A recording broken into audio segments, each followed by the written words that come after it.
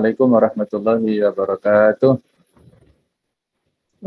Waalaikumsalam warahmatullahi wabarakatuh. Alhamdulillah, alhamdulillahilladzi bi ni'matihi tatimmu shalihat wa bi fadlihi tatanazzalu al-khairat wal barakat wa bi taufiqihi tatahaqqaqul maqasid wal ghayat. Asyhadu an la ilaha illallah wahdahu la syarikalah dzul arsy rafi'un darajat wa asyhadu anna Muhammadan abduhu wa rasuluh al-ma'sum min kulli syahawat. Allahumma shalli wa sallim ala sayyidina wa habibina wa maulana Muhammad wa ala alihi wa ashabihi wa ansarihi wa junudihi wa man sara ala nahjihi wa da'a bi da'watihi ila yaumil qiyamah.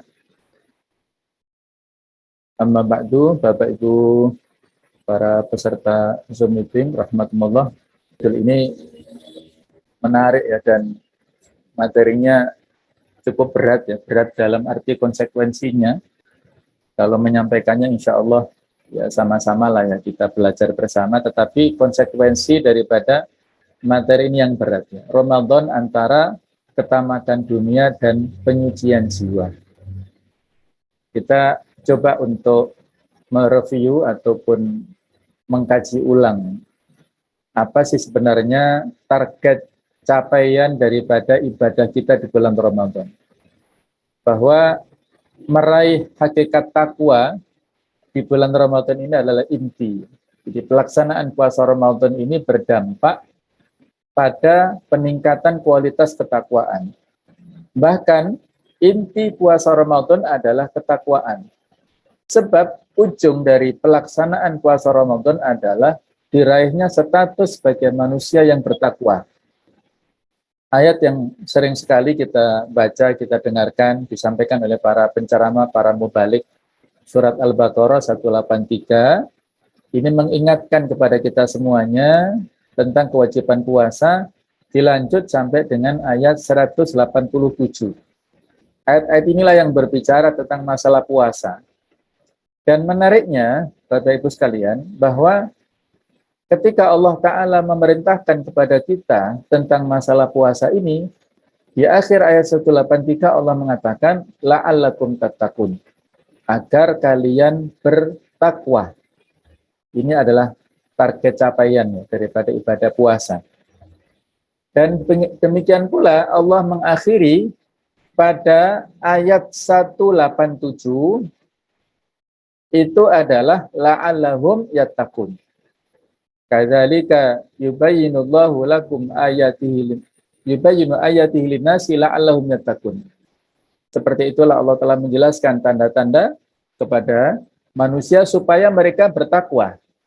Jadi yang menarik di sini Allah mengawali perintah untuk puasa itu supaya kita semuanya bertakwa, dan Allah mengakhiri tentang masalah-masalah di bulan Ramadan, khususnya adalah perintah tentang masalah puasa, itu diakhiri juga pada ayat 187 dengan kata-kata la'allahum yattaqun.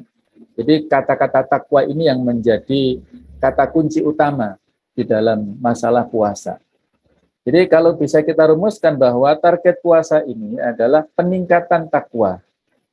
Dan kita sama-sama mengetahui Allah Ta'ala telah memberikan janji yang sangat besar kepada orang-orang yang bertakwa, yaitu mereka akan memperoleh keberkahan hidup di dunia dan di akhirat. Inilah yang penting, bahwasanya berkah inilah yang kita cari, berkah usianya. Seperti para ulama dulu itu, ada sebagian ulama yang rata-rata usianya pendek. Imam Nawawi itu 40-an, Ibnu Taimiyah 40-an, bahkan Imam Syafi'i juga 44-an kurang lebih. Dan mereka-mereka ini meninggalnya belum sempat menikah. Tetapi subhanallah luar biasa, peninggalan yang dihasilkan, referensi sekian banyak buku yang dihasilkan oleh para ulama kita itu usia yang pendek, tetapi hasil yang ditinggalkan untuk umat itu jauh melebihi daripada umur usia yang mereka miliki pada saat itu. Itulah keberkahan. Jadi jangan sampai nanti pada saat kita wafat, ternyata yang tertulis di nisan itu hanya waktu kelahiran, hanya nama kita, Fulan bin Fulan, kemudian waktu lahir kita kapan, dan waktu kematian kita itu kapan. Hanya 3 kalimat saja yang tertulis dalam batu nisan kita. Jangan sampai seperti itu ya. Kita harus melakukan produktivitas yang itu akan bisa berkah sepanjang waktu walaupun kita sudah wafat. Nah, itu kita cari potensi apa yang ada dalam diri kita, yang insya Allah sangat banyak ya. Jadi berkah itulah, berkah waktu, berkah usia, berkah umur, berkah rezeki yang diberikan Allah pada kita, dan lain sebagainya. Kemudian dengan takwa itulah kita akan mampu membedakan hak dan batil, yang istilahnya adalah al-furqan. Kita mampu membedakan mana yang boleh, mana yang tidak, mana yang hak dan mana yang batil, mana yang halal, mana yang haram. Nah, nanti ada penjelasan tentang Al-Furqan ini. Yang ketiga adalah kita akan mendapatkan ampunan dari Allah Ta'ala. Ampunan dari kesalahan-kesalahan kita, dari dosa-dosa kita. Dan khusus di bulan Ramadan, kita juga mendapatkan janji ya lewat lisan Rasulullah SAW, man shoma Ramadhana imanan wa ihtisaban ghufira lahu ma taqaddama min dzambi. Barang siapa yang berpuasa pada bulan Ramadan ini dengan landasan iman serta untuk mencari ridha Allah, maka akan diampunilah dosa-dosa yang telah terlewatkan. Dan kita insya Allah ketika kita bertakwa, maka akan memperoleh kegembiraan, kebahagiaan dunia dan akhirat, dan kita malah didekati oleh Allah Ta'ala. Kita dekat dengan Allah Subhanahu wa Ta'ala. Nah, Bapak Ibu rahimakumullah, kalau bisa kita ilustrasikan seperti ini ya, korelasi antara iman dengan momentum ibadah di bulan Ramadan, yang isi utamanya ibadahnya adalah asyam, yaitu puasa, dengan takwa ya. Jadi kalau diibaratkan seperti alur suara ya, bahwasanya iman ini adalah inputnya. Kemudian puasa Ramadan itu adalah prosesnya. Nah, sementara takwa itu adalah outputnya ya, semacam speaker ya. Suara kita yang diinput lewat mic ini tidak bisa keras, tapi kalau diolah di amplifier maka akan menjadi keras speaker ya, menggema kemana-mana. Dan pesan ketakwaan itulah kemudian diinternalisasi, diulang-ulang pada saat hari Jumat ini. Jumatan ini di antara rukun khutbah yang harus disampaikan oleh sang khotib adalah pesan takwa. Ittaqullah, usini wa iyyakum bittaqwallah, dan sebagainya ya. Pesan takwa itulah rukun dari khutbah. Jadi kalau si khotib tidak menyampaikan pesan takwa berarti khutbahnya tidak sah. Ini betapa pentingnya pesan takwa itu, yang ini menjadi target capaian pada bulan Ramadan, kemudian diulang-ulang terus, dan itu bahkan menjadi syarat diterimanya amal-amal kita. Innama yataqabbalullahu minal muttaqin. Sesungguhnya yang diterima oleh Allah Ta'ala itu adalah dari orang-orang yang bertakwa saja. Puasa jelas ya, la'allakum tattaqun dalam tema kita. Kemudian kalau sholat dan zakat itu ada di awal-awal surat Al-Baqarah.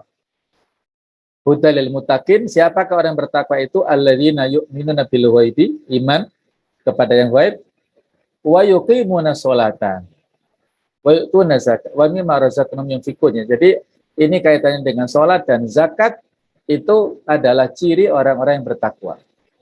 Dalam ibadah haji juga demikian. Haji, pada saat kita mau berangkat haji, maka bekal yang dianjurkan kita adalah dengan bekal ketakwaan. Wa tazawwadu fa inna khairaz zati taqwa. Berbekalah kalian karena bekal yang paling utama dalam ibadah haji itu adalah takwa. Jadi takwa itulah yang menjadi kebutuhan ataupun syarat untuk diterimanya seluruh amal-amal ibadah kita.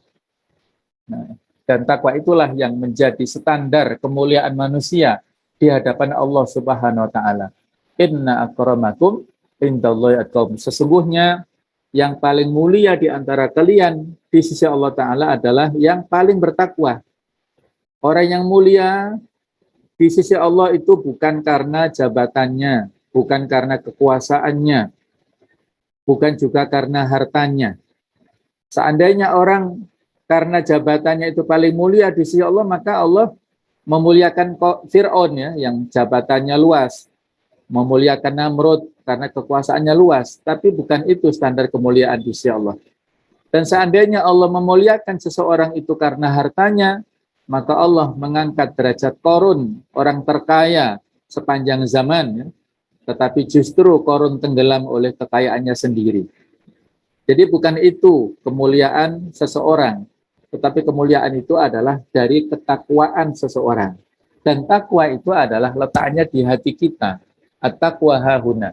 Takwa itu di sini, yang sumbernya adalah di hati kita.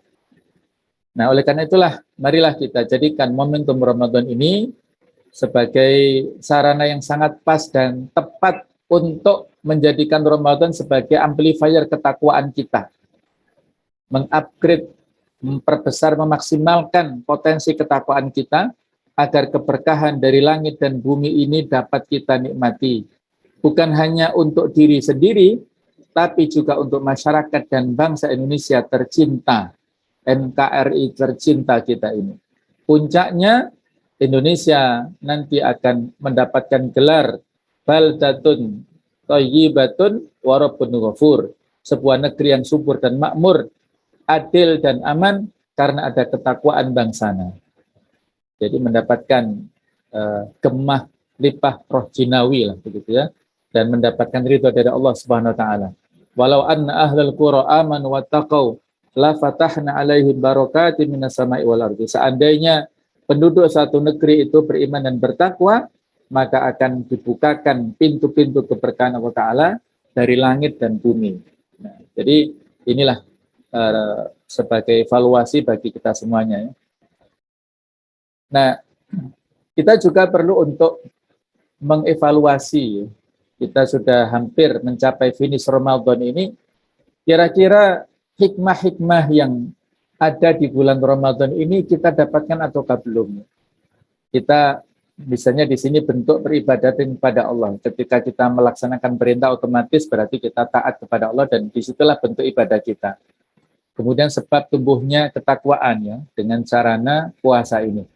Cara untuk mengekang jiwa dari syahwat yang mana inti daripada as-saum atau asyam itu adalah al-imsak. Imsak adalah menahan diri kita, mengekang diri kita, yaitu dari hal-hal yang membatalkan, yaitu baik itu syahwat perut dengan makan minum ataupun syahwat farji, yaitu syahwat hubungan badan dengan suami dengan istri itu ya. Ini adalah kita kekang. Itu adalah halal tapi ada waktunya. Kita coba untuk mengendalikan syahwat kita. Kemudian upaya untuk menjernihkan hati. Ini ada kaitannya dengan tema kita, yaitu pencucian jiwa ini adalah dari ibadah Ramadan. Yang kelima, kita juga menyadari besarnya nikmat Allah Subhanahu wa Ta'ala.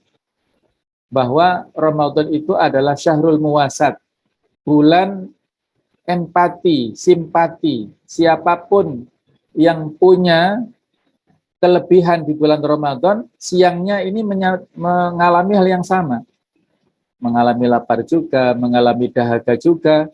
Jadi ini supaya untuk menyadari nikmat Allah yang begitu besar, dunia yang telah disediakan Allah Ta'ala itu sekian banyak, maka kita sadari dan kita syukuri. Yang keenam adalah pengaruh positif bagi kesehatan tubuh. Karena apabila seseorang ini melaksanakan puasa, melaksanakan ibadah, maka jiwanya semakin sehat. Ketika jiwanya sehat, maka tubuhnya, fisiknya itu juga semakin sehat. Nah, jadi semakin sehat fisik jiwa kita, maka semakin sehat badan kita. Sehingga di lagu Indonesia Raya kan, bangunlah jiwanya, nah, kemudian baru bangunlah badannya. Jiwa dulu kita bangun. Kita sehatkan jiwa kita, baru fisik itu. Kebutuhan jiwa itu harus terpenuhi dulu, baru kebutuhan fisik. Nah, kalau kita lihat juga di ayat-ayat tentang masalah puasa, 183 sampai 188 ini ya, ditambah dengan satu ayat sesudahnya yang saya sebutkan tadi di atas, maka ada banyak target yang ingin kita capai. Kita ingin memperbarui iman menjadi takwa. Kita juga ingin komitmen pada kewajiban, baik itu kepada Allah, kepada pribadi kita sendiri, kepada keluarga, kepada masyarakat, kepada organisasi kita, kepada negara kita. Kemudian yang ketiga adalah kita berpedoman kepada Al-Quranul Karim, karena Al-Quran diturunkan pada bulan Ramadan. Kemudian yang keempat adalah kita merasa dekat kepada Allah dan juga menyadari pentingnya doa ya. Di ayat 186-nya di sela-sela tentang masalah puasa, Allah menyelipkan tentang masalah doa ya. Wa idza sa'alaka ibadi anni fa inni qarib. Kalau ada hambaku yang bertanya tentang aku, maka aku dekat. Ujibu da'watad da'i idza da'an. Aku akan merespon kepada hambaku yang berdoa kepada Allah Ta'ala. Ini ayat diturunkan terkait dengan pertanyaan salah seorang yang bertanya, ya Rasulullah, apakah Allah itu jauh sehingga kita harus memanggilnya, ataukah Allah itu dekat sehingga kita cukup bermunajat, berbisik kepadanya? Maka turunlah ayat ini, bahwa Allah itu dekat dengan hambanya. Kemudian yang keenam adalah disiplin dalam hal waktu, kemudian kita juga taat tentang hukum-hukum yang diberikan Allah Ta'ala, tidak sakar PDW ya, tidak semaunya sendiri, tapi kita hidup ini teratur sesuai dengan aturan yang diberi Allah Subhanahu wa taala. Baiklah, ini kembali kita ulang tentang sistem Ramadan ya. Jadi kalau diibaratkan bahwasanya iman adalah sebagai inputnya, landasannya ya. Hadits yang saya baca tadi adalah landasan puasa itu adalah imanan. Itu landasan iman. Jadi kalau puasa dilakukan oleh orang yang tidak beriman, tidak diterima ya. Misalnya kalau orang-orang ateis misalnya ya, atau orang-orang non-muslim, mereka menyadari pentingnya puasa, mereka melakukan puasa ya, hanya sekedar puasa untuk dohirnya, tapi input keimanannya tidak dapat. Kemudian outputnya adalah takwa. Jika Ramadan adalah sistem, maka puasa adalah prosesnya. Iman adalah inputnya, dan takwa adalah hasil atau outputnya. Sehingga output ini ya, itu kan berbeda-beda nantinya ya. Standar ketakwaan masing-masing itu kan berbeda. Itu tergantung kepada prosesnya ini. Kalau Imam Ghazali kan membagi ada puasa awam, ada puasa khusus, ada puasa khawasul khos ya, khawasul khawas ya, puasa lebih khusus lagi. Nah, ini kan dari proses puasa ini. Bagi orang yang hanya sekedar menahan diri dari fisiknya ya, dari makan minum ataupun farji tadi, berarti kan dia prosesnya hanya dohirnya saja, belum ada apa itu semacam menjiwai ya, dari inti daripada puasa sendiri, tentang puasa jiwanya ya. Maka ini akan menghasilkan ketakwaan yang biasa-biasa saja gitu. Baik ya. Kemudian ya, berikutnya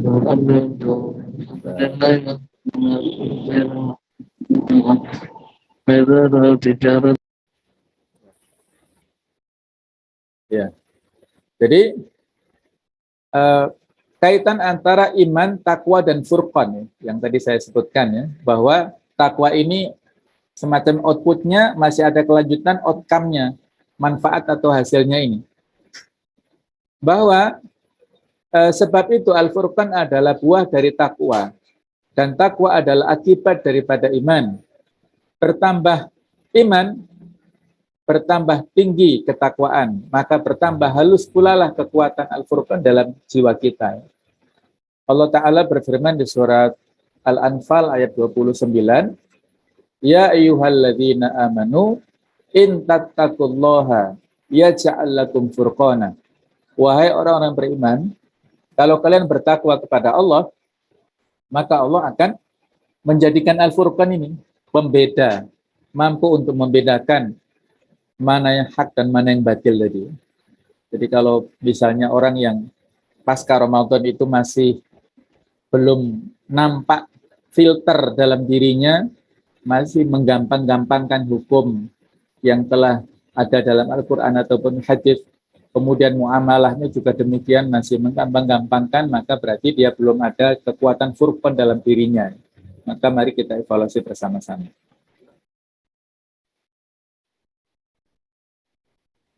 Nah, tadi sudah kita singgung ya, bahwasanya hidup ini adalah ibarat sebuah perjalanan, terutama tadi saya sampaikan bekal yang harus kita miliki dalam melakukan perjalanan, khususnya ke Tanah Suci adalah dengan ketakwaan, dan juga dalam perjalanan hidup ini kita sangat membutuhkan ketakwaan dalam segala aktivitas. Wa tazawwadu fa inna khairaz zati taqwa. Sesungguhnya sebaik-baik bekal adalah takwa, maka mari kita membekali diri kita dengan ketakwaan ini. Dan takwa ini adalah merupakan kunci selamat di dunia dan di akhirat. Wa may taqillaha yaj'al lahu makhraja wa yarzuqhu min haitsu la yahtasib. Barang siapa yang bertakwa kepada Allah, maka Allah akan memberikan jalan keluar atas segala urusannya. Dan dilanjutkan pada ayat yang ketiganya adalah Allah memberikan rezeki dari cara yang tidak dia sangka-sangka. Masalah yang kita hadapi dalam hidup ini sangat banyak. Mulai masalah yang biasa, masalah dalam rumah tangga, sampai dengan masalah pekerjaan, masalah tugas-tugas, masalah yang banyak lah ya. Maka bagaimana supaya ada jalan kemudahan yang diberikan Allah Ta'ala kepada kita, bekal utama adalah dengan ketakwaan. Semakin orang ini bertakwa, maka semakin ada makhraja ya, dalam ayat ini adalah jalan keluar. Menjadi gampang, urusan dengan orang itu menjadi mudah, menjadi lancar. Tapi kalau kita meninggalkan ketakwaan, maka urusan menjadi sulit. Hal-hal yang sepele itu akan menjadi rumit karena persoalan hati kita yang tidak bersinar, ya, tidak ada nur cahaya dari Allah Ta'ala.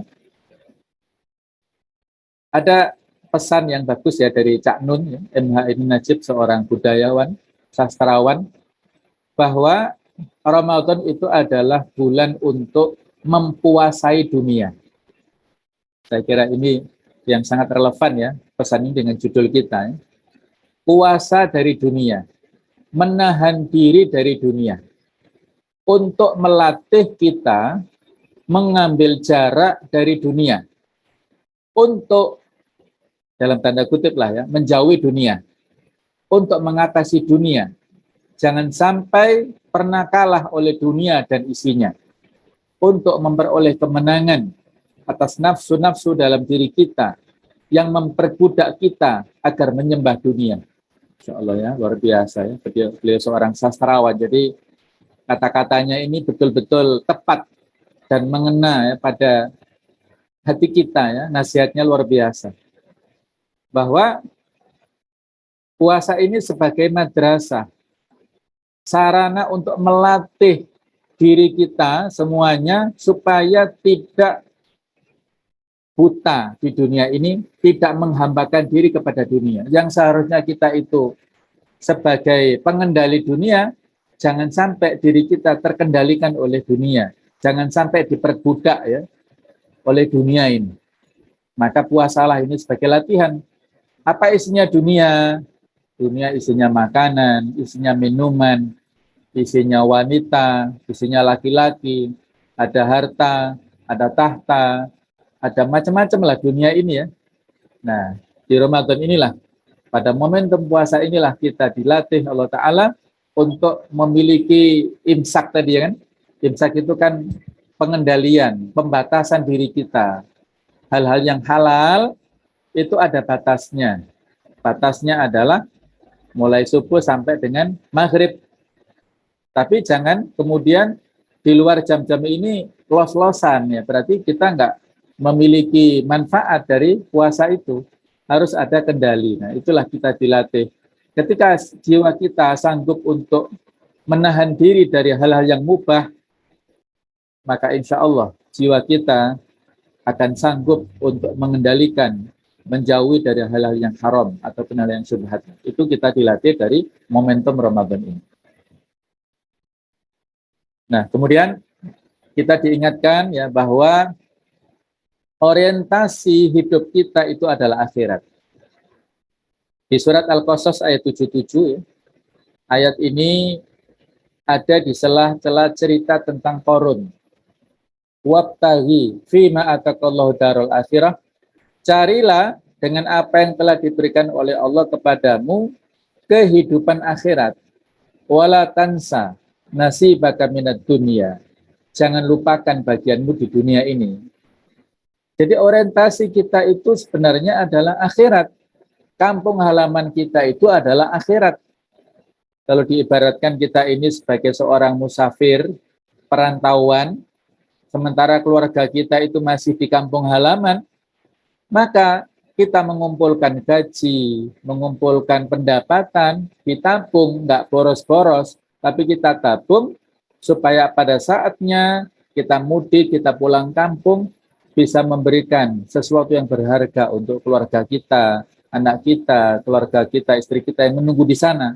Nah, itu ilustrasinya ya. Jadi kampung halaman kita itu adalah akhirat. Sedangkan dunia itu adalah ya semata-mata saja, jangan kita lupakan saja. Jangan melalaikan, tapi harus kita lakukan sebagai mazro'ah. Ad-dunya mazro'atul akhirah. Dunia itu adalah seperti kebunnya, ladangnya akhirat. Yang nanti panennya itu adalah di akhirat. Kita menanamnya di dunia, tapi menanamnya itu adalah di akhirat. Jadi, kalau kita lihat dalam beberapa referensi ya, di antaranya hakikat dunia. Dalam hadis dikatakan di sini, tidaklah aku di dunia ini melainkan hanya seperti seorang musafir yang berteduh di bawah pohon lalu beristirahat dan meninggalkannya, pohon tersebut. Ada satu pesan yang disampaikan oleh Rasulullah SAW kepada Abdullah bin Umar. Kun fit dunya ka'annaka gharib aw abiru sabil. Hiduplah kamu di dunia seperti orang yang asing dan orang yang melewati jalan yang saya ilustrasikan tadi ya. Kalau seorang musafir perantauan, dia sebentar saja kita transit di halte, transit di stasiun, transit di rest area misalnya, itu hanya sebentar. Tujuan kita adalah tujuan akhirat sana. Ada juga nasihat dari seorang sahabat konglomerat ya, Utsman bin Affan, subhanallah ya. Utsman bin Affan ini luar biasa. Beliau ini sahabat ya bisa dikatakan seorang konglomerat dan juga pejabat lah. Beliau sebagai seorang khalifah yang ketiga ya. Beliau infaknya luar biasa untuk membebaskan sumur Roma yang itu dari orang Yahudi saja. Utsman ini menginfakkan kalau diteruskan tidak kurang dari 2,5 triliun. Coba kita bayangkan ya. Yang itu sampai sekarang ada. Airnya masih ada dan bisa diakses, tapi karena banyak sumber di Madinah, jadi sekarang tidak terlalu dimaksimalkan. Tapi saat itu luar biasa. Pada saat Perang Tabuk, beliau menyumbang 1.000 kuda terbaik, menyumbang 1.000 unta, luar biasa ya Utsman ini. Ada pesan dari Utsman, sungguh hanyalah Allah memberikan dunia itu kepada kalian, tiada lain agar kalian mencari dengannya negeri akhirat. Dan ia tidaklah memberikannya kepada kalian agar kalian merasa condong dan bersandar kepada dunia tersebut. Ini pesan dari seorang yang sudah mendapatkan dunia dan segalanya ya, Utsman ini. Luar biasa ya. Pesannya luar biasa. Bahwa ketika Allah memberikan dunia kepada kita, Allah memberikan jabatan kepada kita. Bagaimana supaya jabatan itu kita bawa manfaatnya sampai kita ke liang lahat, sampai kita masuk ke surga nanti, memasukkan kita ke surga dengan jabatan kita.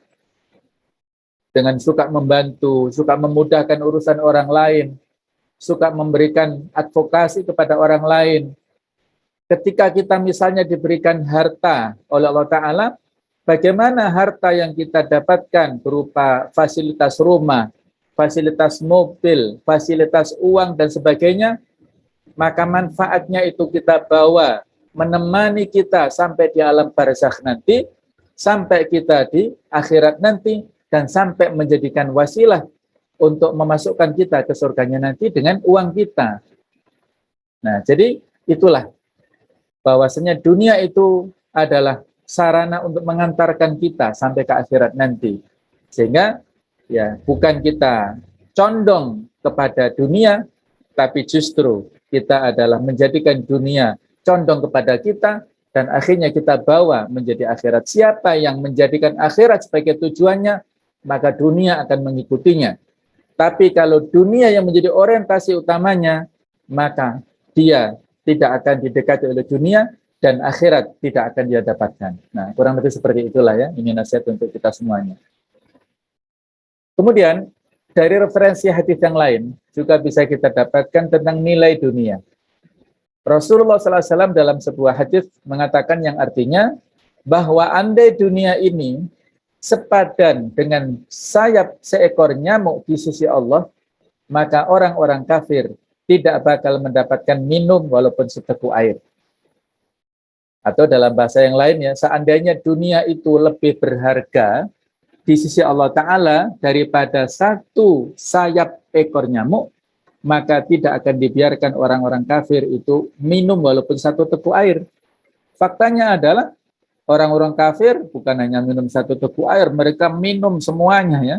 Mereka minum sepuas-puasnya. Mereka berfoya-foya di dunia ini.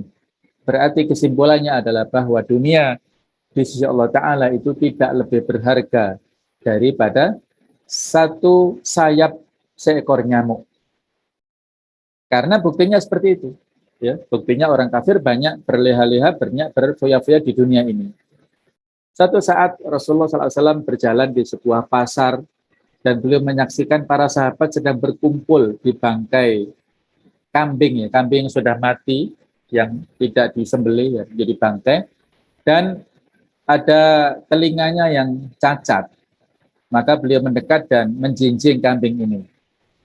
Siapa di antara kalian yang mau mengambil, ya, membeli kambing ini 1 dirham saja? 1 dirham itu harga yang sangat murah saat itu ya. Kata mereka, ya Rasulullah, seandainya kambing ini masih hidup itu, kami nggak akan mau membeli semurah itu, apalagi kambing ini sudah mati. Mungkin kalau dikasih gratis pun kami nggak akan mau. Kata beliau, demi Allah, pandangan Allah Ta'ala kepada dunia itu lebih jijik, lebih hina daripada pandangan kalian kepada bangkai kambing ini. Ini sebuah ilustrasi yang sangat gamblang ya. Para sahabat jijik saat itu, nggak mau menerima kambing ya, walaupun dengan gratis pun mereka nggak mau. Maka pandangan Allah Ta'ala kepada dunia itu lebih hina daripada pandangan para sahabat kepada bangkai yang berupa kambing tersebut. Jadi itulah dunia yang kalau dari akar katanya ya, dari bahasa Arab itu kan dunia itu dari kata-kata dana yadnu. Dana yadnu itu paling tidak ada 2 makna. Arti yang pertama adalah dekat. Kata arti yang kedua adalah rendah. Jadi itulah hakikat dunia. Bahasa Arab kan memang seperti itu ya, ada korelasi antara makna secara bahasa dan istilah. Ya, seperti insan. Insan itu kan manusia. Dari kata-kata nasiyayansa itu artinya lupa. Manusia disebut insan karena sering lupa. Nah itu. Dunia dikatakan dunia karena dia itu punya 2 karakter, yaitu dekat dan rendah. Sesuatu yang dekat, apabila kita menempuh perjalanan dekat, itu paling 50 meter jalan kaki kan bisa ya. Tapi kalau jauh kan harus pakai kendaraan. Kemudian kalau kita mengambil buah jeruk, buah apel yang dekat, yang pendek maksudnya yang rendah itu kan nggak pakai getek, nggak pakai ini ya, nggak pakai tangga. Tapi kalau tinggi pakai sarana yang lainnya. Dunia begitu. Untuk kita petik mudah, untuk kita gapai juga gampang. Sehingga kalau ada orang yang mengorbankan akhiratnya untuk dunianya, berarti dia belum memahami tentang hakikat dunia itu yang sebenarnya. Ada sebuah pesan nasihat dari seorang Ali bin Abi Thalib. Beliau kita kenal adalah orang yang warok, yang sangat sederhana. Ada seorang kawannya yang bertanya, wahai Abul Hasan, gambarkanlah dunia kepada kami. Beliau menjawab, aku panjangkan atau aku ringkas? Jawabannya itu. Kamu ingin yang mana? Kata penanya, mohon Anda ringkas saja. Maka beliau pun mengatakan, dunia itu Yang halal dari dunia akan dihitung dan dimintai pertanggungjawaban, sedangkan yang haramnya itu akan memasukkan ke neraka. Masya Allah ya, luar biasa. Inilah nasihat yang pendek tapi mengena ya. Dunia itu apabila kita dapatkan yang itu sumbernya halal, itu ada hisapnya, ada pertanggungjawabannya, alokasinya untuk kemana uang yang halal itu. Apakah untuk keluarga saja, apakah untuk bersenang-senang saja dengan anak istrinya, tidak peduli dengan tetangganya, nggak peduli dengan sosial yang lainnya ya, ataukah untuk yang hal yang baik. Nah, sedangkan yang haram itu akan menjadikan dia itu masuk ke neraka. Nah, inilah hakikat dunia yang harus kita waspadai ya. Nah, ada sebuah pesan yang sangat bagus dari seorang alim ya, yaitu Abu Hamid Al-Ghazali atau dikenal dengan Imam Al-Ghazali.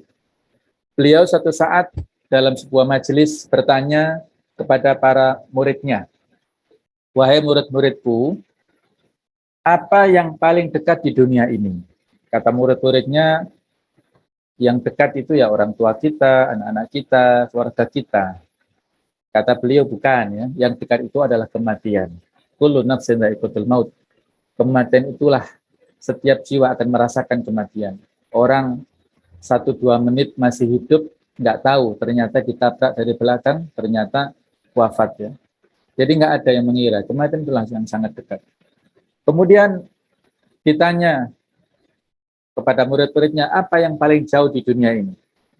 Mereka menjawab, ada Cina, ada pokoknya negeri yang mereka tahu saat itu jauh. Kata beliau, bukan. Yang jauh itu adalah masa lalu. Karena apa? Walaupun 1 detik, bukan hitungan tahun, bukan hitungan jam ya, bukan hitungan menit, 1 detik yang sudah masa lalu itu nggak akan bisa dihadirkan lagi. Sudah nggak bisa kita dapatkan lagi. Itulah yang terjauh. Kemudian beliau bertanya lagi, apa yang paling berat di dunia? Kata muridnya, ya batu, ada besi, macam-macam. Kata beliau, bukan. Yang berat itu adalah amanah.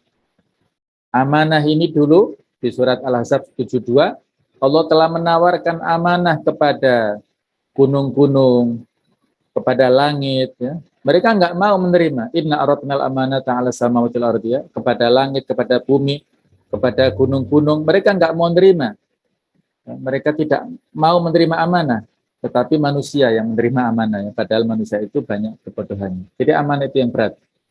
Apa yang paling besar di dunia? Ada menjawab gunung, ada menjawab matahari dan sebagainya. Kata Imam Ghazali, bukan. Yang besar itu adalah nafsu. Nafsu, dengan nafsu itulah orang bisa merampok, orang bisa membunuh, bisa memperkosa, bisa rakus terhadap dunia karena nafsunya. Ya. Jadi itulah yang besar. Kemudian ketika beliau bertanya, apa yang paling ringan di dunia? Kata murid-muridnya, ada kapas, mungkin ada bulu, ya seperti itulah. Kata beliau, bukan. Yang ringan itu, kata orang-orang, menurut mereka itu meninggalkan sholat. Menganggap ringan maksudnya ya. Sibuk sedikit, nggak sholat. Kemudian ada tugas apa sedikit, sholatnya lewat. Ada sakit sedikit misalnya, ngeluh ataupun ini, nggak sholat. Padahal sholat bisa dilakukan dengan cara apapun ya, dengan gerakan apapun semampunya ya. Kemudian apa yang paling tajam? Kata murid-muridnya itu pedang, tombak dan sebagainya. Kata beliau, bukan. Yang tajam itu adalah lidah manusia. Karena dengan lidah itulah dia bisa mengguncang dunia, bisa memberikan motivasi, bisa memberikan kebaikan, atau dengan lidah itulah dia juga bisa termakan oleh lidahnya sendiri ya, karena dia tidak bisa mengendalikan.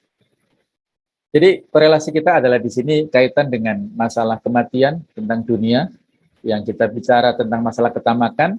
Maka mari saatnya di akhir Ramadan ini coba kita untuk evaluasi diri kita masing-masing. Waktu kita terbatas, usia kita terbatas, apakah sudah kita manfaatkan usia-usia yang kita miliki ini untuk berkontribusi, untuk ibarat kata orang Jawa, sangu mati, ya, bondo mati itulah. Apakah sudah atau belum? Orang-orang yang dulunya ada di sekeliling kita telah sebagian mendahului kita, belum sempat masuk di Ramadan tahun ini. Dan kita yang telah mendapatkan kesempatan untuk melaksanakan ibadah di bulan Ramadan, tapi ternyata kita masih bersantai-santai, kita masih lalai, maka betapa ruginya kita. Itulah musibah bagi kita semuanya. Karena itulah masih ada waktu dan kesempatan pada hari-hari Ramadan dan pada malam-malam Ramadan ini masih ada kesempatan bagi kita untuk lebih memaksimalkan di sisa-sisa waktu di bulan Ramadan, mumpung kita belum melewati, ya. Kita masih ada kesempatan dan kita tidak mumpung kita belum menyesal pada saatnya nanti. Jadi tentang masalah dunia ini kita hendaknya tidak rakus. Di antara sifat mulia dan terpuji adalah tidak rakus dan tamak dengan dunia.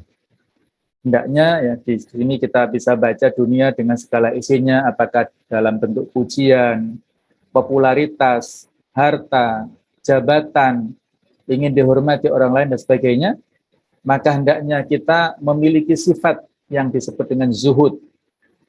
Orang zuhud itu tidak harus miskin, bisa saja orang zuhud itu kaya, bahkan kalau konteks zuhud itu adalah yang bisa melakukan zuhud itu adalah orang-orang yang punya kelebihan. Kalau orang yang miskin itu tema-temanya tentang masalah kesabaran. Tapi kalau orang yang punya kemampuan itu temanya zuhud. Dia bisa zuhud, ya, kalau dalam bahasa gampangnya sederhana, tidak sesuai dengan apa yang dia miliki, dia punya kemampuan, itu adalah justru orang-orang yang kaya. Nabi Muhammad SAW itu orang yang paling zuhud. Padahal beliau punya kemampuan. Dari mana kemampuan beliau secara finansial? Itu adalah dari harta rampasan perang. 1/5 harta rampasan perang itu adalah hak beliau. Jadi kalau dalam sirahnya disebutkan bagaimana perjuangan beliau dalam melakukan peperangan, ya. Ada disebut Ghazwah. Ghazwah itu beliau yang ikut perang langsung, beliau sebagai pimpinannya. Itu beliau dalam masa hidupnya perangnya itu sebanyak 27 kali. Sementara Syariah ataupun ekspedisi dan peperangan-peperangan yang beliau tidak ikut itu 47 kali. Jadi kalau 27 kali selama beliau berada di Madinah setelah tahun 2 Hijriah sampai beliau wafat, ya, berarti bisa kita bayangkan sekali peperangan saja berapa hasilnya yang dia dapatkan. Pada perang Hunain, itu perang yang luar biasa ketika Fathu Mekah terjadi pada bulan Syawal tahun 8 Hijriah, itu ghanimah yang didapatkan oleh kaum muslimin sangat banyak, luar biasa banyaknya. Tapi beliau tidak mengambil 1 dinar pun, 1 dirham pun beliau tidak mengambil. Justru diberikan kepada orang-orang Mekah yang baru masuk Islam, sampai terjadi semacam protes ya dari penduduk Ansor atau para sahabat Ansor, tapi beliau bisa memberikan pemahaman, ya.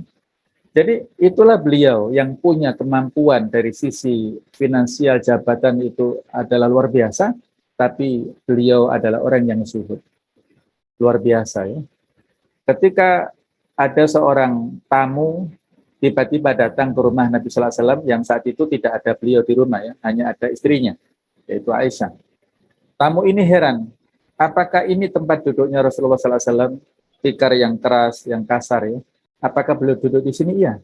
Nggak ada yang empuk-empuk, itu nggak ada.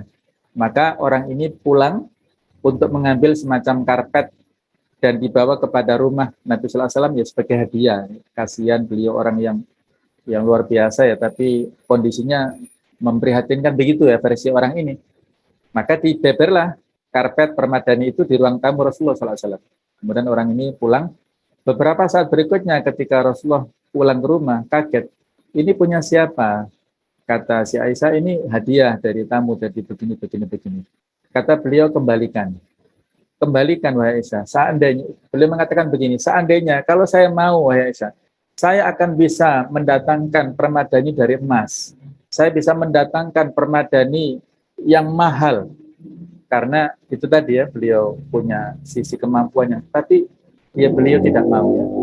Dia tidak mau tenggelam dalam duniawi karena menjaga hatinya, ya. Jadi itulah hati, ya. Hati itu bisa rusak karena dunia. orang kalau levelnya itu biasa, dari sisi duniawinya biasa, itu insya Allah dia bisa bertahan dalam kebiasaannya.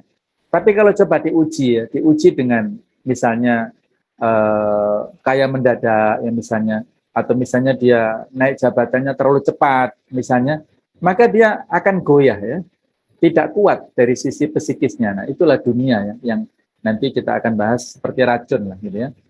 Kata Abdullah bin Mubarak, orang yang zuhud adalah orang yang jika mendapatkan dunia, dia tidak gembira. Sebaliknya jika kehilangan dunia, dia tidak bersedih. Biasa saja ya. Datang dan pergi ya. Likai latak so'alama fatakum, supaya kalian tidak putus asa terhadap harta yang kalian tidak mendapatkannya. Walata farahu bima atakum, dan kalian tidak terlalu bersemangat atau bersenang-senang dengan apa yang diberikan Allah kepada kalian. Jadi biasa, itu adalah sedih dan bahagia, itu adalah hal yang biasa. Ada sebuah nasihat dari Ibnu Qayyim, kaya tapi zuhud. Ketika harta berada di tanganmu, bukan di hatimu, dia tidak akan membahayakanmu, walaupun jumlahnya banyak. Sebaliknya, apabila harta itu di hatimu, dia akan membahayakanmu, walaupun harta itu tidak ada sedikit pun di tanganmu. Ini seperti prinsip para sahabat dulu ya. Mereka punya prinsip dunia itu di tangan kami, bukan di hati. Abdurrahman bin Auf, Utsman bin Affan, Abu Bakar, Umar itu orang yang luar biasa kekayaannya. Tapi di tangan, ketika sewaktu-waktu dimintai, siap untuk sedekah, untuk infak ya. Tapi kalau dunia di hati, walaupun sedikit sekali, maka susah untuk mengeluarkannya dalam kepentingan fisabilillah. Maka di sini nasihat luar biasa dari Ibnu Qayyim. Nah, Bapak sekalian, satu saat Imam Malik bin Anas itu pernah menangis saat beliau hendak berbuka puasa. Murid-muridnya yang saat itu di majelis heran, wahai Imam Malik, Imam Anas bin Malik, Imam Malik bin Anas, maaf ya, Malik bin Anas, kenapa Anda menangis ya? Apa yang menyebabkan Anda menangis? Beliau cerita, saya dulu mendapatkan suatu majelis seperti ini dengan guru saya, dan bercerita, ya beliau juga menangis. Seperti saya ini bahkan hampir pingsan ya, karena menangis. Kenapa? Karena menurut cerita dari gurunya ini yang masih merupakan cucu ya daripada Fatimah, itu bercerita bahwasanya dulu Rasulullah SAW itu pada saat berbuka puasa, makanannya hanya berupa kurma dengan air putih saja. Sementara ibadahnya beliau sangat banyak, luar biasa. Nah, kita ini kebalikannya. Ibadah kita itu sangat sedikit, tapi makanannya sangat banyak, luar biasa. Ya. Jadi kita sangat jauh dibandingkan dengan apa yang telah dialami dulu oleh Rasulullah SAW. Jadi beliau menangis, mengevaluasi dirinya, melihat tentang bagaimana jauhnya kondisi saat itu dengan Rasulullah SAW. Ya. Kalau saat itu saja kondisinya seperti itu ya, apalagi saat ini, Masya Allah ya, ada kurma, ada buah, ada jus, ada nasi, ada lauknya macam-macam, Masya Allah ya, luar biasa. Itu padahal ibadah kita sangat pas-pasan ya, tidak sebanding antara perjuangan kita dalam waktu puasa itu dan dengan ibadahnya, dengan rezeki yang diberikan Allah Ta'ala yang sangat melimpah seperti itu. Maka hendaknya kita beristighfar sebanyak-banyaknya ya. Astagfirullahaladzim. Apalagi seperti ini ya, kondisinya di akhir-akhir Ramadan, mereka sudah sibuk mempersiapkan Idul Fitri. Mereka sibuk untuk mempersiapkan bagaimana baju lebarannya, bagaimana kue lebarannya belum dapat, bagaimana ini itu untuk persiapan lebarannya. Sementara dia tidak galau, tidak risau, tidak sedih ketika dia belum khatam Al-Quran, ketika dia belum khatam, misalnya punya target-target baca buku tertentu, ketika dia belum bisa memberikan sedekah kepada tetangganya, dia nggak risau dengan ibadah-ibadah capaian di bulan Ramadan yang belum dia tuntaskan, tapi dia risau, dia galau, dia sedih kalau belum mendapatkan sarana-prasarana untuk menjemput Idul Fitri. Itulah logika manusia yang berbalik-balik ya. Jadi kalau akhir-akhir Ramadan masjid-masjid sepi, saya beberapa ya mengevaluasi kalau ngisi di awal Ramadan banyak softnya, tapi semakin ke belakang, semakin ke akhir Ramadan semakin ada kemajuan softnya ya, maksudnya semakin sedikit jamaahnya. Nah, jadi rupanya mereka sudah sibuk untuk ke mall-mall seperti ini ya, masjid sepi di akhir Ramadan dan lebih ramai mallnya dibanding masjid. Padahal tempat yang paling dicintai Allah Ta'ala adalah masjid, dan tempat yang paling dibenci adalah pasar. Hadis sahih riwayat Muslim. Kalau kita di pasar harus banyak istighfar, karena banyak godaannya. Godaan membeli, bagi yang punya uang, bagi yang nggak punya uang, godaan mencopet, godaan mencuri, godaan ngutil, bagi pedagangnya juga godaan curang, ya macam-macam ya. Itulah godaan kita di saat di pasar ini, maka banyak beristighfar. Allahu a'lam bishawab. Nah, kemudian pada tema berikutnya tentang masalah pencucian jiwa ya. Jadi kita di akhir Ramadan ini juga ada pilihan. Apakah kita itu memilih kebaikan ataukah keburukan?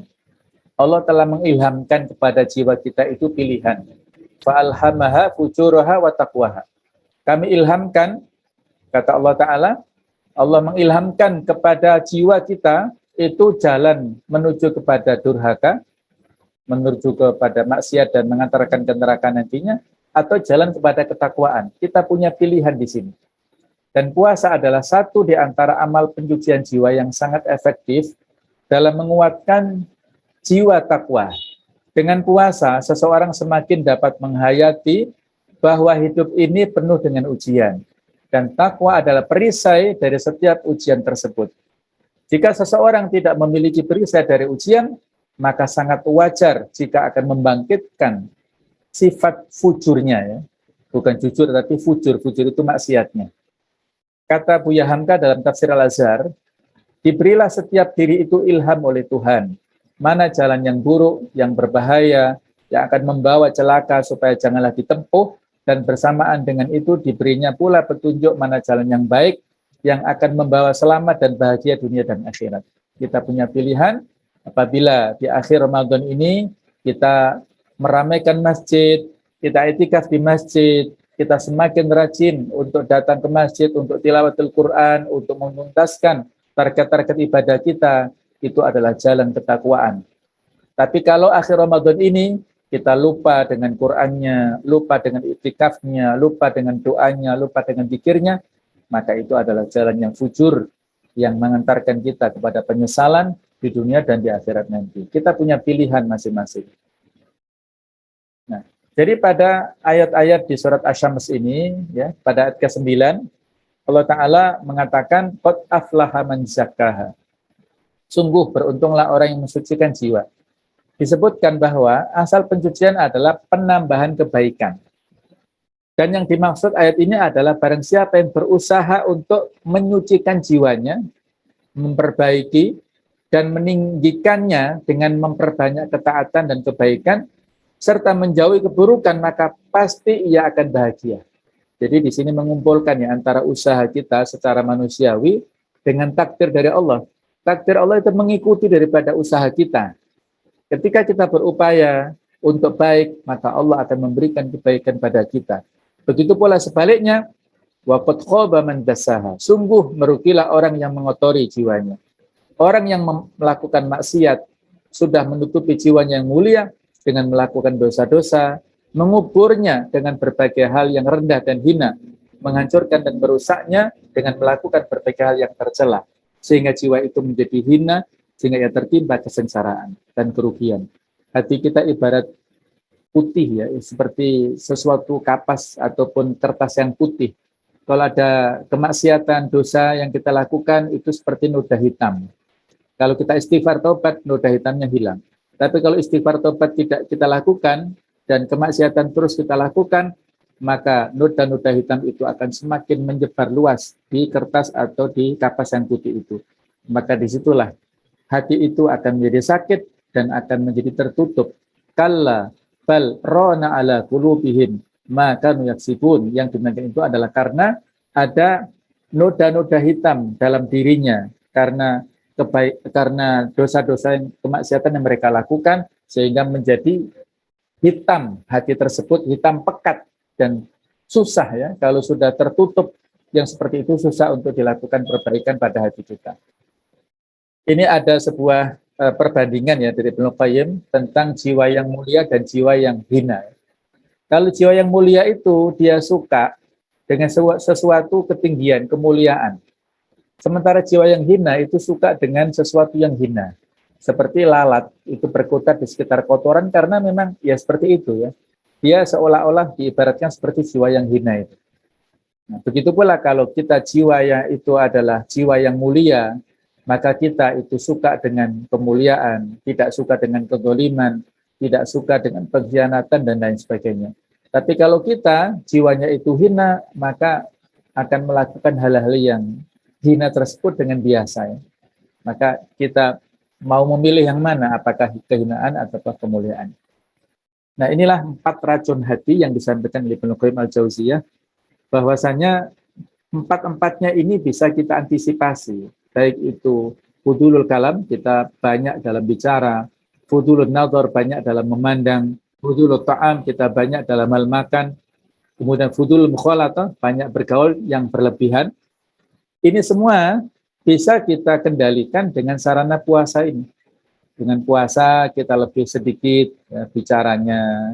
Kalau ada orang yang menyakiti kan dalam hadisnya, katakan aku puasa, nggak boleh membalas, nggak boleh miso-miso, nggak boleh melakukan kebohongan dan lain-lainnya. Kemudian memandang juga demikian, kita kendalikan ya dengan sarana puasa. Apalagi yang ketiga ini makanan ya, syahwat makanan, syahwat perut ini bisa kita kendalikan.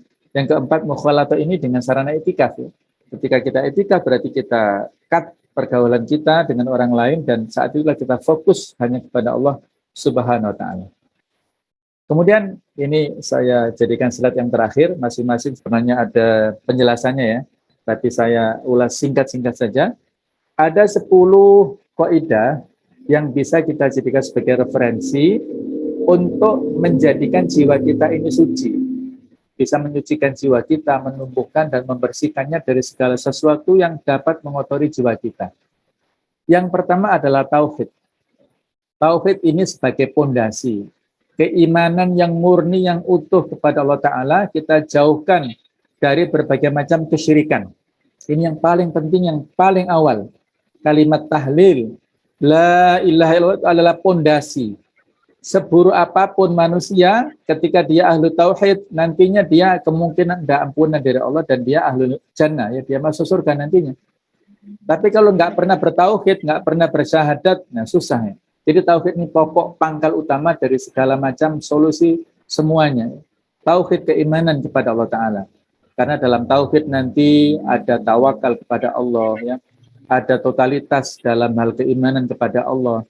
Ada usaha-usaha. Pokoknya kalau tauhidnya benar, insya Allah ya dalam hidupnya juga akan benar. Yang kedua adalah dengan doa. Doa adalah kunci penyucian jiwa kita. Doa kita jadikan sebagai gaya hidup kita. Doa mukhul ibadah. Doa adalah inti daripada ibadah kita. Maka sholat dari awal sampai akhir berisi doa. Kemudian di dalam masalah puasa tadi, 186-nya juga berisi tentang doa tadi. Ya, doa mulai kita keluar rumah sampai kita pulang ke rumah, bahkan sebelum tidur, bahkan pada saat mau menggauli istrinya itu ada doanya. Semua ada doanya. Ya. Doa kita jadikan sebagai gaya hidup yang bisa menjadi bingkai, niat yang ikhlas dalam setiap amal kita itu. Kemudian yang ketiga adalah Al-Quran adalah sumber penolong penyucian jiwa. Al-Quran sebagai sumber pedoman hidup kita. Orang yang hidupnya bergantung dan bersumber pada Al-Quran, maka dia akan mendapatkan kebahagiaan dunia akhirat. Al-Quran sebagai penolongnya, nanti di alam barzah, di alam kubur, sampai nanti di akhirat ya, sampai menghadap Allah Subhanahu wa Ta'ala. Kemudian, yang keempat adalah kita mencari panutan dan teladan. Yang utama adalah Nabi Muhammad SAW ya, itu yang jelas sebagai qudwah hasanah. Adapun kalau dalam kehidupan kita mencari role model yang konkret ya, bisa orang terdekat kita, kawan kita, yang bisa kita ambil teladan. Orangnya itu sibuk, tapi masih bisa khatam 5 kali misalnya, subhanallah ya. Ada cerita dulu seorang pegawai kantor bea cukai kalau nggak salah ya, itu orang sibuk kan, tapi masih bisa khatam 10 kali dalam Ramadan ya. Tukang becak juga demikian, Masya Allah ya. Ini orang-orang yang bisa kita teladani dalam kehidupan mereka. Yang kelima, pencucian itu adalah takhalli dan tahalli. Takhalli itu adalah berlepas diri, tahalli adalah berhias diri. Ya ibaratnya seperti kalau kita ingin minum ya air putih, ada gelas kotor, misalnya bekas kopi, maka dicuci dulu dari kotoran kopinya itu, kemudian baru kita pakai untuk minum air putih, maka minumnya enak ya, rasa air putih segar. Tapi kalau tidak dicuci, langsung kita tuangkan air, terus kita minum ya rasanya nggak enak, ya, campur kopi nggak karuan itu. Jadi harus kita bersihkan. Setiap akhlak yang buruk itu ada akhlak baik. Akhlak buruk misalnya terburu-buru ya. Ada akhlak yang baik adalah dengan bijak ya, dengan hati-hati. Akhlak buruk suka pemarah, akhlak baiknya adalah sabar. Akhlak buruknya misalnya hasad, suka iri dengki, akhlak baiknya adalah ridho dan qanaah dan sebagainya. Kemudian yang keenam adalah menutup pintu dari hal yang menjerumuskan. Kita ini masing-masing punya kelebihan, punya kekurangan, tapi banyak kekurangannya manusia ini ya. Suka mengeluh, suka protes macam-macam. Maka kita coba untuk identifikasi ya. Kalau dari sekian banyak pintu-pintu masuknya setan dalam diri kita itu coba mana yang paling dominan, kita terapi dulu ya dengan cara-cara pembersihan jiwa tadi ya. Jadi kita hindari yang menjerumuskan. Kita dari sisi titik lemahnya kita di mana? Kalau misalnya titik lemahnya kita pada soal jabatan, ya jangan ambisi di situ ya. Kalau titik lemahnya kita misalnya mohon maaf pada kalau laki-laki pada wanita ya suka gampang tergoda oleh wanita, ya jangan bermain api kan gitu ya. Jangan bergaul dengan teman-teman yang suka main wanita dan lain-lain. Ya. Ketujuh adalah mengingat mati dan berjumpa dengan Allah Ta'ala. Jadi sudah kita singgung ya untuk dzikrul maut. Kita sering-sering untuk berziarah kubur ya. Jadi kalau biasanya masyarakat sebelum Ramadan atau sebelum Idul Fitri kan suka ziarah kubur walaupun nggak ada hadisnya. Tapi ini tradisi yang bagus ya, supaya mengingatkan banyak orang yang sudah mendahului tadi, kita masih ada kesempatan ini Ramadan, maka harus lebih maksimal. Dan juga kita doakan mereka, karena doa kita sangat penting bagi ahlul kubur. Yang kedelapan, selektif saat memilih teman. Teman yang baik akan menginspirasi kita untuk kebaikan dan begitu pula yang buruk mengajak kita pada keburukan. Minimal kita tidak protes terhadap kemungkaran dia lakukan. Yang kesembilan adalah waspada terhadap ujub dan tertipu pada diri sendiri. Kita sudah mungkin sudah khatam tilawah sekian kali, sudah sekian kali prestasinya, maka kadang-kadang ada penyakit ujub bangga diri ya, dihembuskan oleh setan, maka kita harus beristighfar. Karena sifat ujub itulah yang bisa jadi membuat kita ini mendapatkan terhapus amal kita ya. Dulu saat ada seorang ulama besar Ahmad bin Hanbal, kalau nggak salah itu meninggal, itu dipuji-puji oleh iblis, itu dipuji-puji. Masya Allah, engkau ulama besar, engkau adalah ibadahnya sangat banyak, macam-macam. Itu gunanya apa? Supaya dia ujub dan supaya mengherani pada dirinya dan meninggal nanti dalam keadaan ujub. Jadi semua amalannya bisa hilang karena itu. Nah, itu bilang tadi. Ke-10 adalah mengenal hakikat jiwa. Ada jiwa yang mutmainnah, yaitu yang tenang. Ada jiwa yang lawamah, yang senantiasa menyesali keburukan. Dan ada jiwa yang paling bahaya, yang selalu mengajak kepada keburukan, yang paling bahaya. Kita saat ini jiwanya yang mana kira-kira ya? Maka kita kenali, maka dengan mengenali kita terhadap jiwa itulah insya Allah kita akan bisa selamat. Baiklah, saya kira ini ya 10 hal yang bisa kita jadikan sebagai kaidah patokan untuk mengendalikan jiwa kita dan membersihkannya. Mudah-mudahan dengan momentum Ramadan ini bisa menjadikan suasana hati kita semakin bersih dan semakin suci ya. Mudah-mudahan kita bisa masuk nanti ke dalam Idul Fitri ya, yaitu kembali kepada kesucian. Al-Fitr ada dua makna, kembali berbuka, Al-Fitr juga iftar maknanya, dan kembali kepada kesucian, yaitu kepada kebersihan hati kita. Mudah-mudahan seperti bayi yang tidak membawa dosa ya, seperti bayi yang baru lahir yang tidak membawa dosa sama sekali. Sekian Bapak Ibu sekalian ya, ini adalah nasihat untuk diri saya pribadi dan juga untuk kita semuanya. Saya tidak lebih baik dari Bapak Ibu semuanya, insya Allah Bapak Ibu yang jauh lebih baik daripada saya. Tapi fadzakir fa inna dzikra tanfa'ul mu'minin, berilah peringatan. Sesungguhnya peringatan itu adalah memberi manfaat kepada orang-orang yang beriman ya. Mudah-mudahan dari yang sedikit ini bisa memberi manfaat dan kurang lebihnya mohon maaf seikhlas-ikhlasnya. Subhanakallahumma wa bihamdika asyhadu an la ilaha illa anta astaghfiruka wa atubu ilaik. Ihdinas siratal mustaqim. Wassalamualaikum warahmatullahi wabarakatuh.